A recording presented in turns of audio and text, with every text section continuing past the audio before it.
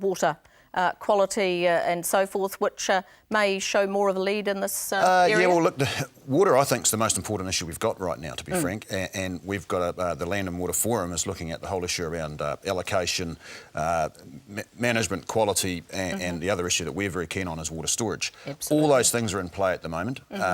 Hopefully we'll make progress on all those things because it's going to be really important for the next half century. Absolutely. What do you think, Rod? It's hard to exaggerate how important the Land and Water Forum is because it has been making very good progress in terms of bringing all the parties involved, whether it be farming, recreational users, irrigators, it goes on and on. And they're coming right down to negotiations over the final report, which will be going to government in the next couple of weeks. My fingers are crossed, because I think this is hugely important, that out of that will come a much more consensus-based approach to how we run our water resource. And the feeling I'm getting from talking to people in the Land and Water Forum, I'm feeling reasonably optimistic which will come out of it. Then the next test will be how much of this the government will be prepared to take on. Now, Nick Smith, as Environment Minister, who accepted the idea of the Land and Water Forum, has got an awful lot riding on this. Because if he can shepherd this collaborative approach further on down the line, then we could start to see some real progress quite quickly on water quality and allocation and irrigation and storage and the like. But how are you going to win the hearts and minds of some of the aggrieved Canterbury voters who have seen their councillors turfed out of office? They have every right to be aggrieved because that was a pretty shonky report that dealt to the Environment Canterbury councillors and very much reflected the situation in Environment Canterbury up to a couple of years ago and gave it no credit for the progress since. The progress since was all around a much more collaborative approach with the Canterbury Water Strategy, and so the government won't solve those hard feelings about councillors being biffed, but it can show that it's taking a constructive approach by taking that strategy and the whole collaborative approach on in a very concrete and productive way. Yeah, what do you think, Conor? Well, I mean, the ECAN thing, I think that was a brave thing the government did, and it was the right thing that they did. There was an impasse there, it had to be broken. You talk to anyone in ECAN now, they are enormously happier than what they were under the old regime. And they are making more progress, the momentum is building. Rod is right, there is a lot more collaboration now, and I do acknowledge that it did start a bit earlier on, but, you know, we are getting a sense that there's going to be some sort of outcome that is going to make a difference for Canterbury. Which rather than have the sense that it's sort of going nowhere, there's a whole lot of political divisions and everyone's at each other. So I think the government have done the right thing there. Well, no wonder the ECAN people are happier, because the government is now finally giving them the tools that ECAN had been asking for, but the government was refusing to deliver. So I think it's a bit rich of the government to have biffed the elected officials, the elected representatives, as they did, without giving them the tools to do the job. A much better way forward would have been for the government to accept the progress that ECAN and local councils had made and given them the tools they were needed to do, and then it would not have been necessary to replace the councillors. Right, well, moving on to another thorny issue, Rod. Full-page ads in major daily newspapers, natural dairies extolling its virtues and appealing to the New Zealand general public, let us buy the Crayford farms. What do you make of this? Well, I read the first line with a great sense of anticipation that they wanted, through the ad, to set right all the misconceptions that we apparently hold about them. But unfortunately, they told us nothing about themselves, which is the main thing we're interested in. The ads were all promises, promises. And until we know more about them and how reliable a partner they would be, I don't think they're going to change many minds. But in terms of the benefits they're offering, I think these are incredibly marginal. They were talking about 120 jobs and $120 million more of exports from the milk that they'd be processing. But that milk would be processed and exported anyway. Yes, so I don't think there's any great gain there. A $5 million fund each year to train share milkers and the rest, well, that's nice. So is the $500,000 a year for R&D. That's nice too. But a lot of that would go on anyway. And the thing that concerns me most, though, is that they're saying But when we export this milk to China, we'll be helping promote brand New Zealand to 120 million new customers. Well, my very severe reservation is, can they be trusted to handle brand New Zealand with integrity in China? And that's the fundamental issue they've yet to resolve and give us any confidence on. Yeah, well, Conor, how do you think that farmers would have viewed those ads? Well, look, I think this whole foreign investment thing is quite a complex issue because we have got very shallow capital markets. We do need investment from overseas. I guess it's just getting the right balance, isn't it? And in these particular companies' case, there's certainly some reservations around the people involved. In the end, though, it is actually the Overseas Investment Office who make a recommendation, and it's a political decision at the end of the day. The Prime Minister's expressed a concern about not just this group, but there's other groups, you know, buying up New Zealand rural land. And I think the government's just trying to figure out how is it going to handle that. Because right now there's 4,000 farms on the market. There's 4,000 farmers who, frankly, wouldn't care who bought their farm. They just want to move sell on. it. Yep. But I think we're at a stage, though, at a critical stage, actually. We've got the demand channel for protein is very strong and the supply channel for credit is very weak. So that makes New Zealand vulnerable.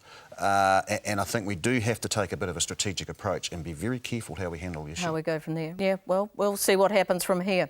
Coming up after the break, we give praise or box the ears of those in the rural community who are on the radar.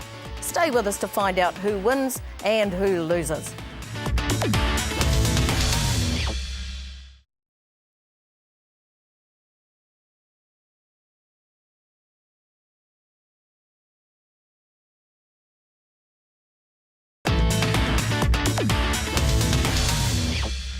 Now it's on to you beauty, praise or a bollocking, the opposite. What do you have, Rod?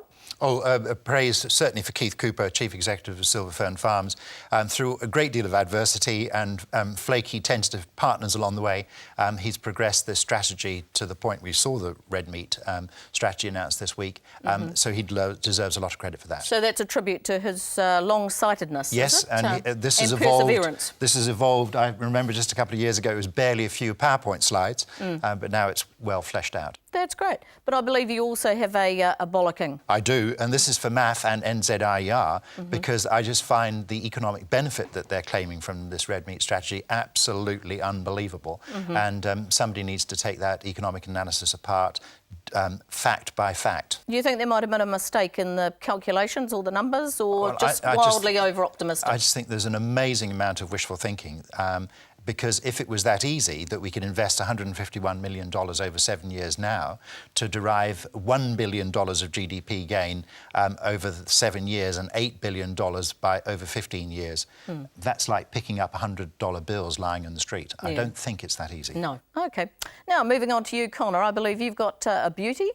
A beauty other than the Southland rugby team, of course. But Well, partisan views aside. Yeah. Look, I think Dave Carter deserves some praise actually this week for two reasons. One is, you know, we've got 321 million now invested in research. You know, the Primary Growth Partnership has come through to fruition, and you know, he's getting some runs on the board on that one.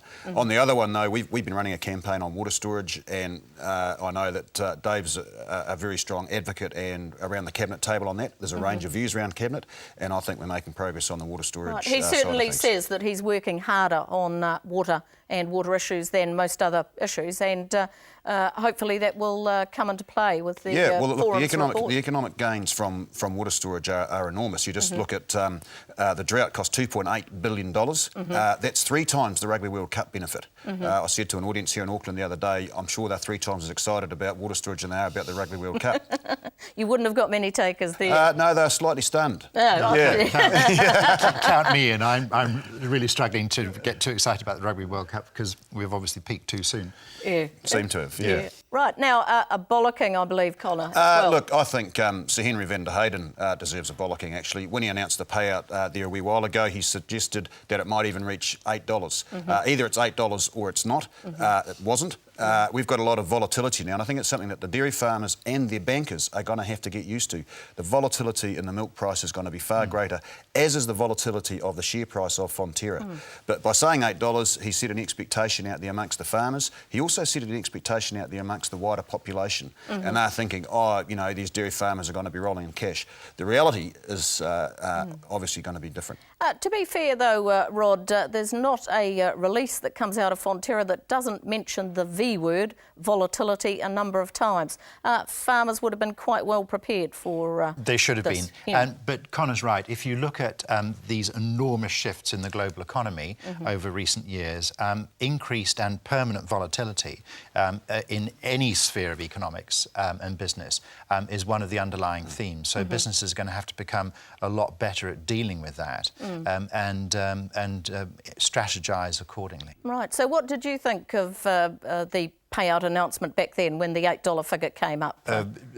Too optimistic, because even at that stage it was clear that the global economy, at least in the developed world, was losing quite a bit of momentum, and we know that's the prime driver of commodity prices. So I thought it was over-egging it a bit. But I think the other thing, Glenys, too, is that with the auction system that Fonterra now operates, it's going to be every fortnight, and that's very transparent, and that's going to bounce around a lot. I mean, we've seen movement, significant movement in that over the last 3 or 4 auctions. Just as it's great when it's going up, isn't it? But, Yes, but when it it's also coming goes down, And so, what are the bankers we going to think shouldn't about like that? And the same with the share price. It's going to be priced every day. It's been priced once a year for the last 10 years. So that's going to be a whole change in the market, and farmers are going to have to think differently. They are going to have to look more at managing their risk, and their bankers are going to have to get comfortable with that. So there's a lot of adjustment to be done there. Absolutely. Yeah. Well, I have a you beauty for Sir Ron Trotter, a towering figure in the agriculture industry for many years, who saw it through the economic restructuring of the 1980s and into a more prosperous, unsubsidised era. He'll be missed. Well, that's all we have time for this week. Thanks to my guests, Federated Farmers Chief Executive Conor English and economic commentator Rod Oram. And thanks to you for watching. Please email your comments to country99tv.co.nz. Check out my blog there, and we'll see you next time.